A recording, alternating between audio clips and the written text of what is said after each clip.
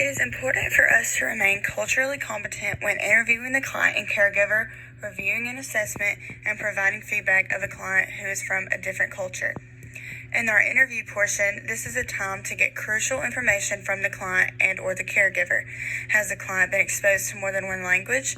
Were there any birth problems for the client? Think of important questions to ask to get the most information.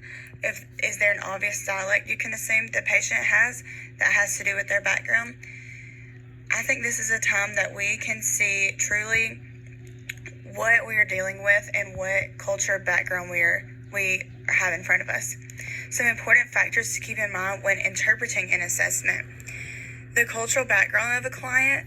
This can include where they're from, what culture they were raised in, the primary language the client speaks. Do they speak English? Do they speak another language? A difference does not equal a disorder. We should study their background to know what is normal for them, and then we can go from there. If the client has had previous medical problems, this could deal with birth complications or history of a TBI. And then providing feedback. It is important to relay reliable feedback about what has been reviewed during the assessment period from the clinician. We must keep in mind the background of the client, and we want the client and the caregiver to understand what is happening and what further steps will be taken through therapy or if we are referring them to someone else.